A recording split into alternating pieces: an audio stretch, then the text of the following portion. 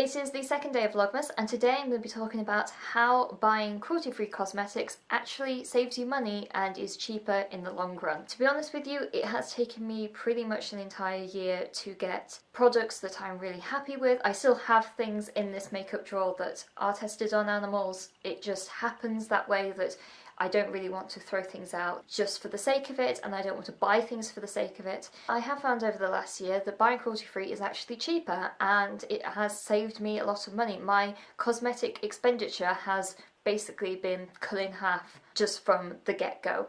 For one thing, I am trying to use up all of the products in these drawers, and going through a cleanse and trying to use up products is actually a very good way of saving money.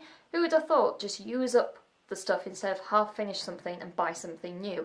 So it saved me money in the fact that I'm actually trying to clear out a lot of my makeup collection. Another thing that has really helped with this is the fact that I'm not actually a sucker for advertising as much anymore. The bigger companies, mainly the ones owned by L'Oreal and Estee Lauder, I don't tend to use anymore, and a lot of them have huge budgets in terms of advertising and are around me a lot, and I'm just not really suckered into buying that. I can watch a Maybelline advert about mascara and not automatically want to purchase it.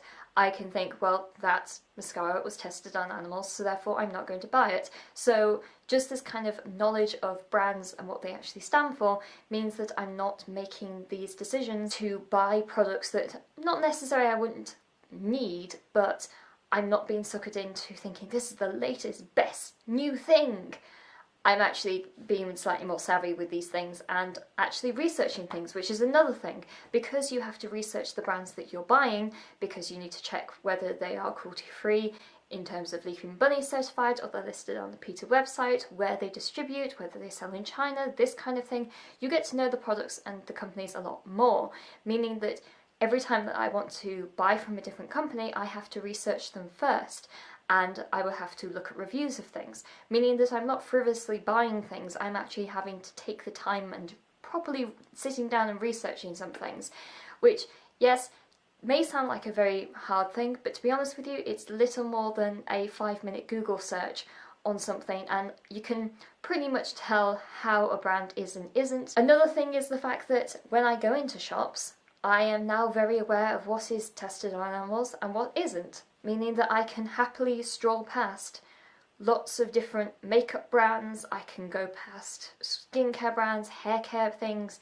and just not even think of looking at them anymore. So I don't know what's going on in the world of drugstore makeup or even high-end makeup. I don't know what MAC's new line is, because they tested on animals, so I no longer have an interest in even keeping up with them. I've even unsubscribed from their mailing lists. And because of this, I'm not sort of impulse purchasing all the time, and I'm not buying things that often at Superdrug. And yes, when you have cruelty-free and when you're buying mainly from Boots and Superdrug, there isn't too many brands that aren't tested on animals. It means that you actually have to look at the products properly and really research them.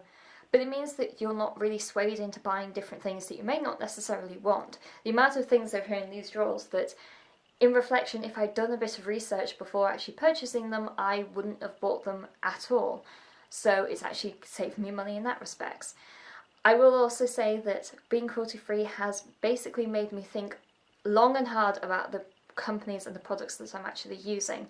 My skincare routine is pretty much, it's two brands in particular. It's The Body Shop and Superdrug, and Superdrug, for example, is Leaping Bunny certified, meaning that throughout its entire supply chain it is not being tested on animals at all, and it is an independent regulator, the Leaping Bunny certification, and yet their products are probably a quarter, third of the price that you would pay for some basically equivalent brands that do test on animals. So I've drastically reduced the amount of money that I'm spending just on my skincare, for example. The fact that I'm using a lot of Superdrug own brand things, because they do just as well as the things that are costing double the money, yet they're also cruelty-free. So it's made me think a lot more about the different brands that are available and on offer. Those are just a few points that I have kind of just come up with in terms of why cruelty-free makeup is actually a lot cheaper than you may think.